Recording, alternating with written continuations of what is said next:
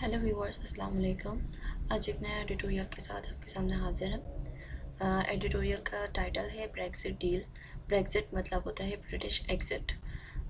Britain एक country जो European union का पार्ट था, वो अब यूरोपियन यूनियन का पार्ट नहीं रहा। उसकी यूरोपियन यूनियन के साथ क्या डील हुई है उसके हवाले से एडिटोरियल है, तो स्टार्ट करते हैं हम इसको। The European Union and Britain have finally reached a deal that will govern the essential of their post-Brexit relationship. European union और ब्रिटेन दोनों एक फ़ाइनल डील के ऊपर पहुंच चुके हैं, जो कि बहुत ज़्यादा ज़रूरी है ब्रिटिश के यूरोपियन यूनियन से निकलने के बाद जो रिलेशनशिप है उसको गवर्न करने के लिए, उसको कंट्रोल करने के लिए। The deal signed just days short of a December 31st deadline comes 4.5 years after Britain made the dramatic decision to leave the union. Dramatic decision का मतलब होता है जो एक सडन चेंज लेकर आए। ये डील जो है ये 31 दिसंबर के से पहले पहले साइन हो गई, जो कि 4 साल या फिर 4.5 साल के से आ रही थी। और जब से ब्रिटेन ने एक ड्रामेटिक डिसीजन लिया था उसको उस बात को 4 साढ़े 4 साल हो गए, तब से ये डील होनी थी, जो कि अब हुई है।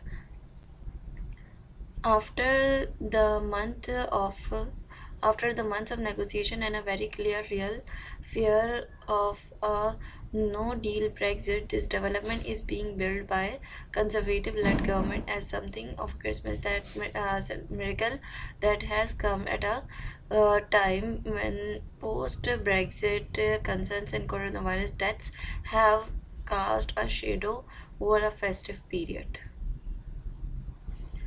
बहुत से महीनों की नेगोशिएशन के बाद, जो कि लग रहा था कि कोई डील हो नहीं पाएगी, ये खौफ था कि कोई डील नहीं होगी ब्रेक्सिट की। ये जो डेवलपमेंट है जो कि कंजर्वेटिव गवर्नमेंट के थ्रू हुई है, ये कुछ ऐसा मौजा लगता है जो कि क्रिसमस के मौके पर हो गया। At a time when post-Brexit concerns and coronavirus deaths have cast a shadow over a festive period, कि इस festive period में जो क्रिसमस था उसके उस फेस्टिवल के पीरियड के अंदर ये भी देखा गया कोरोना वायरस की डेथ्स कितनी हो रही हैं, और पोस्ट ब्रेक्सिट के जो भी कंसर्न्स थे उन सब ने इस फेस्टिव पीरियड के ऊपर अपना एक शेडो डाला। इस वाले जो फेस्टिवल था क्रिसमस का, इसके अंदर पोस्ट ब्रेक्सिट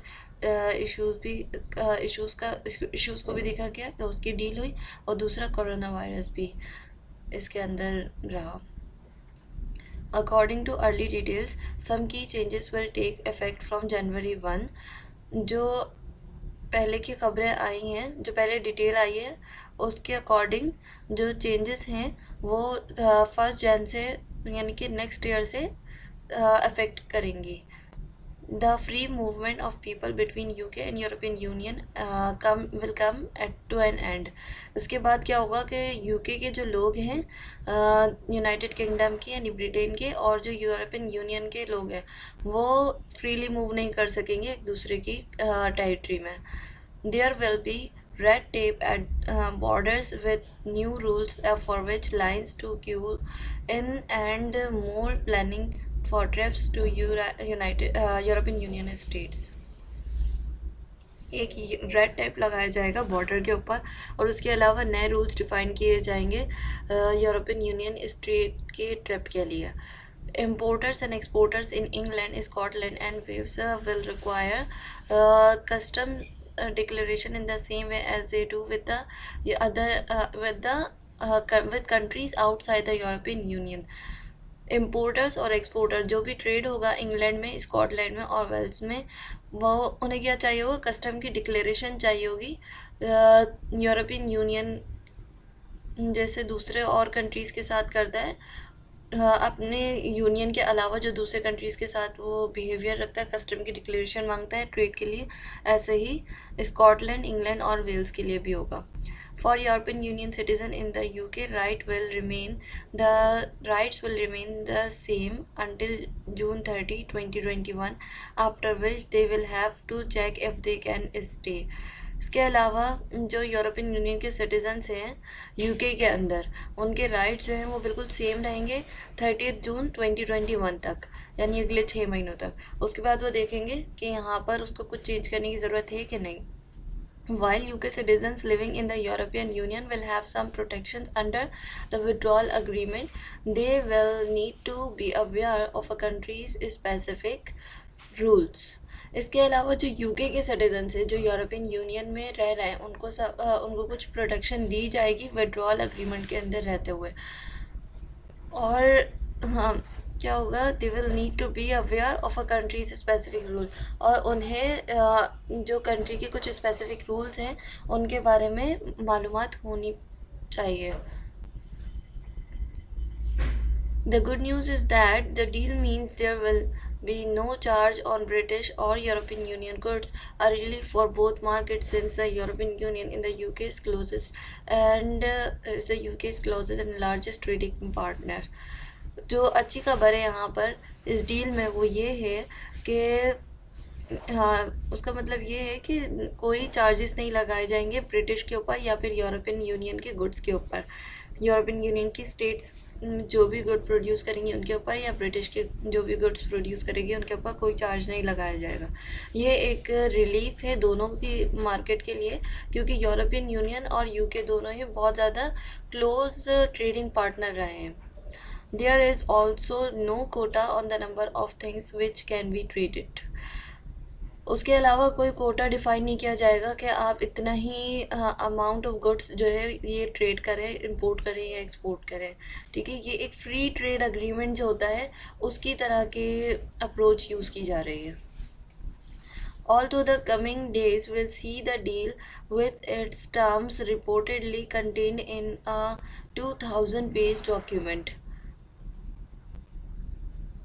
अभी आने वाले दिनों में हम देखेंगे कि ये जो डील है ये अपनी टर्म्स के साथ जो रिपोर्ट की गई है 2000 पेजेस का एक डॉक्यूमेंट होगा, उसके अंदर होगी analysed to the last detail, जो लास्ट डिटेल एनालाइज की गई है। The fact that an accord was actually reached will come as relief to both sides. इसके अलावा फैक्ट ये है यहाँ पर कि जो एक अकॉर्ड चल रहा था वो एक रिलीफ की तरफ जा रहा है दोनों ही जगह पर, यूरोपियन यूनियन में भी और ब्रिटेन में भी।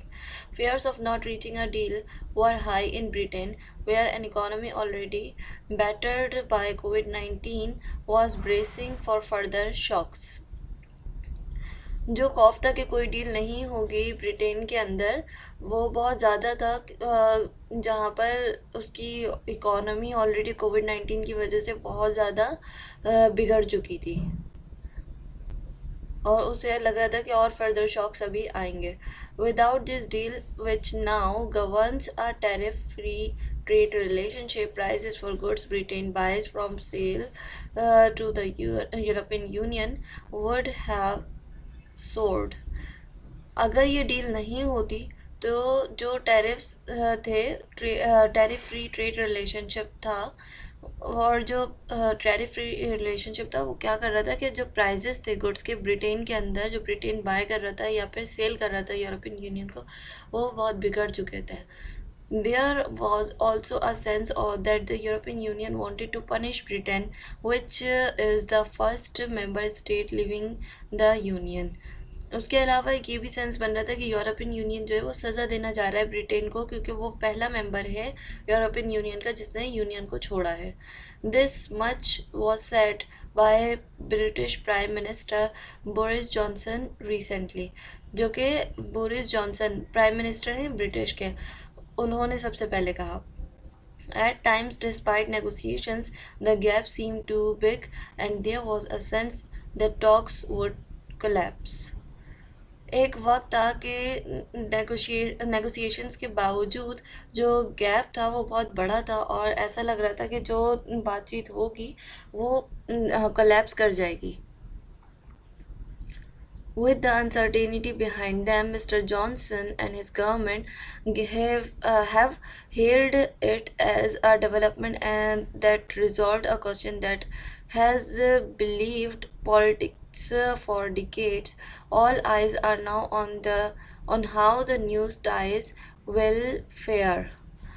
अनसर्टेनिटी को देखते हुए जो जॉनसन थे और उनकी गवर्नमेंट थी, उन्होंने एक हाँ, उन्होंने सिचुएशन को बहुत हेल किया और एक डेवलपमेंट के तौर पर रिजॉल्व कर दिया। जो क्वेश्चन था कि उनका कि वो पॉलिटिक्स जो चलती आ रही है डिकेड से, मतलब पिछले कई सालों से जो पॉलिटिक्स चलती आ रही है उसके ऊपर बिलीव कर रहे थे। तो अब देखना ये सबकी नज़र इस बात पर है कि किस तरीके से ये टाइज जो है वो रिजॉल्व हो जाते हैं। But the current your euphoria should certainly not downplay the need for scrutiny. Your euphoria is a new word, इसकी मीनिंग चेक करनी पड़ेगी।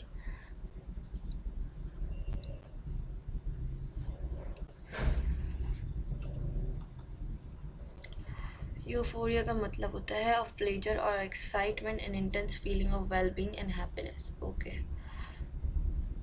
जो करंट यूफोरिया है मतलब कि एक करंट सिचुएशन है जॉय की, हैप्पीनेस की, should certainly not down play the need for security, वो ख़त्म नहीं होनी चाहिए और स्क्रूटनी की ज़रूरत नहीं पड़नी चाहिए। Mister Johnson's government now has to prove that Brexit, an issue that bitterly divided the nation, was well worth it.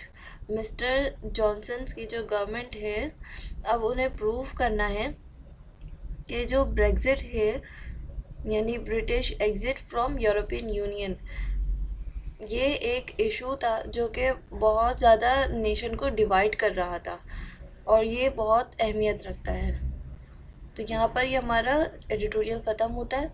Next editorial तक हमारा वेट कीजिए और हमारे चैनल को सब्सक्राइब कीजिए और प्रमोट कीजिए। Thank you so much. अल्लाह हाफ़िज़।